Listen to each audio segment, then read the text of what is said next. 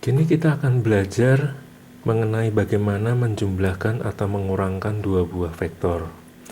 Yang pertama, kita akan menggunakan apa yang dinamakan dengan metode jajaran genjang. Tentu kalian pernah mendengar dengan sebutan bangun jajaran genjang. Dalam bangun dua dimensi, jajaran genjang ini memiliki sifat-sifat di mana dua buah sisi yang berseberangan saling sejajar. Jadi sisi ini sejajar dengan sisi ini, dan sisi yang atas sejajar dengan sisi yang bawah. Nah, kita akan gunakan metode ini untuk mendapatkan jumlah atau resultan antara dua buah vektor. Jadi misalkan kita punya yang pertama vektor A, lalu yang kedua vektor B. Apabila kita ingin menjumlahkan kedua vektor ini, maka untuk metode jajaran genjang yang akan kita lakukan adalah kita pertemukan kedua ekor dari vektor tersebut di suatu tempat. Jadi saya gambar ulang, ini ada vektor A, lalu vektor B. Nah, kedua ekornya ada di tempat yang sama. Setelah itu kita akan membuat jajaran genjang dari gambar ini. Jadi pertama saya harus pikirkan suatu garis yang sejajar dengan vektor B, lalu ada sebuah garis yang sejajar dengan vektor A. Nah, maka resultan atau jumlah dari vektor A dan vektor B adalah ini, yakni diagonal pada jajaran genjang tersebut. Nah, sekarang kalau misalkan kita contoh yang kedua, ada vektor P, terus ada vektor Q. Nah, sekarang kita diminta mencari vektor jumlah antara P dan Q. Nah, kita akan buat kembali jajaran genjang di mana ini ada vektor P, lalu vektor Q, dan kedua ekor mereka kita letakkan di satu tempat yang sama di sini. Nah, kemudian kita buat garis-garis yang sejajar dengan kedua vektor tersebut. Ini yang pertama sejajar Q, lalu yang kedua sejajar dengan P.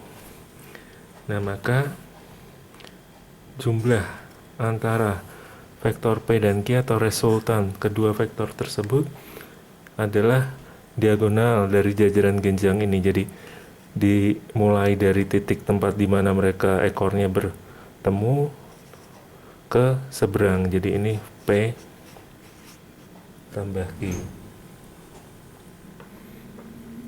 Mudah bukan? Sekarang kita akan coba satu contoh lagi. Misalkan kita punya vektor M, lalu kita ada vektor N. Nah, sekarang kita mau menjumlahkan kedua vektor tadi. Nah, kembali kita akan gambarkan vektor-vektor ini,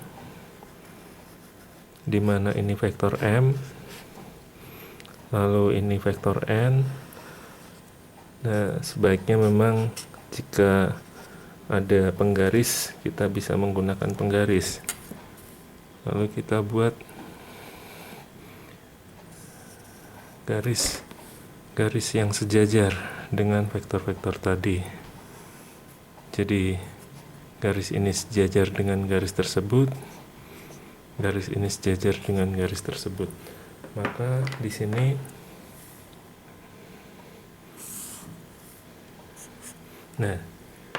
diagonalnya ini adalah resultan antara vektor M dan vektor N. Nah, sekarang kita akan kembali ke vektor A dan B tadi. Dimana misalkan ini kita punya vektor A, lalu di sini kita punya vektor B. Nah, yang diminta kepada kita adalah bagaimanakah vektor A dikurang vektor B. Nah, vektor A dikurang vektor B ini sebetulnya kita sama seperti menjumlahkan antara dua buah vektor, di mana sama saja dengan kita menjumlahkan antara vektor A dengan vektor minus B. Nah, sekarang kalau kita punya vektor B di sini seperti ini dengan arah seperti pada gambar, bagaimana dengan vektor minus B? Vektor minus B pada prinsipnya adalah vektor yang panjangnya sama dengan vektor B, namun memiliki arah yang sebaliknya atau berlawanan dari vektor B. Jadi ini vektor minus B. Nah, jadi panjangnya sama.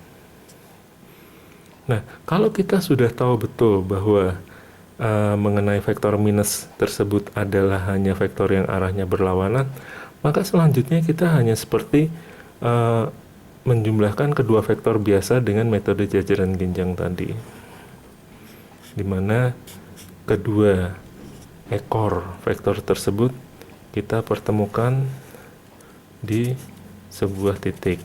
Ini vektor minus B. Lalu kita buat garis yang sejajar.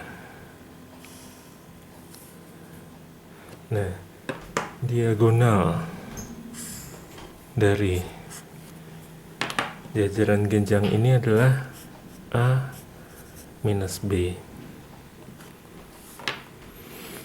Nah, sekarang gimana kalau seandainya kita diminta terbalik, yakni B minus A. B minus A juga sama saja dengan B ditambah minus A. Jadi kalau ini adalah vektor A, vektor minus A adalah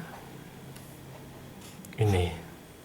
Nah, sekali lagi ingat bahwa panjang vektor A dan minus A ini sama, namun arahnya berlawanan. Lalu ditambah dengan B. Ini tadi adalah si B. Jadi kalau kita buat jajaran genjang di sini, maka akan menghasilkan sebuah vektor yakni B dikurang A.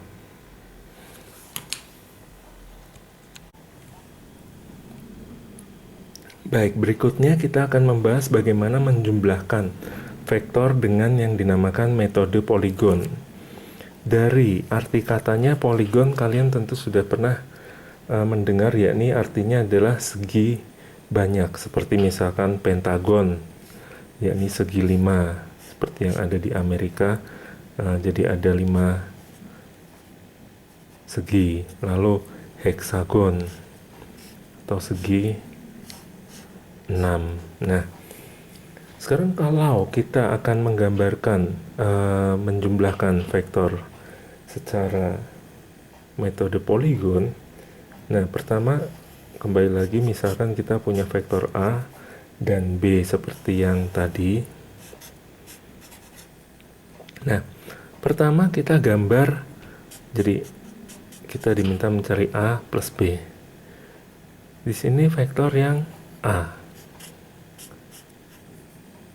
Lalu dari kepala vektor A ini kita lanjutkan dengan vektor B. Ya, jadi berlanjut. Nah, jumlah atau resultan dari vektor A dan B ini adalah vektor yang berawal dari ekor vektor A dan berakhir di kepala vektor B. Jadi dari tempat mula-mula ke tempat yang paling terakhir. Ini adalah jumlah A plus B. Nah, sekarang kalau kita lihat, kita bandingkan dengan yang metode jajaran genjang. Masih ingat dengan jajaran genjang, di mana kita menggambarkan kedua ekor tersebut di satu titik yang sama di sini, maka kita akan mendapati hasil yang sama untuk vektor A dan B tadi, A plus B tadi.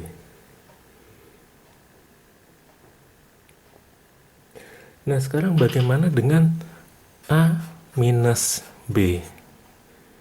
Seperti yang sudah dijelaskan sebelumnya bahwa A minus B ini sama dengan A plus min B. Jadi kalau kita punya vektor B, vektor min B itu adalah hanya vektor yang arahnya berlawanan dari vektor B, namun panjangnya sama. Jadi sekarang kita akan menggambar dengan metode poligon untuk vektor A min B. Jadi pertama kita gambar vektor A, lalu diikuti berikutnya oleh vektor yang kedua, yaitu vektor min B. Nah, yang mana hasil dari vektor A min B tadi? Ini dari tempat mula-mula menuju ke tempat yang akhir. Nah, kalau kita bandingkan kembali dengan yang pertama, yaitu metode jajaran genjang, kita di sini gambar vektor min B, lalu ditarik garis jajar, maka ini akan menghasilkan suatu vektor yang sama. Salah satu keuntungan dari menggunakan metode poligon tersebut adalah apabila kita memiliki lebih dari dua vektor. Jadi misalkan saya punya vektor A, lalu saya punya vektor B, lalu misalkan saya punya vektor C, kemudian saya punya vektor D. Nah, kalau kita mau menggambarkan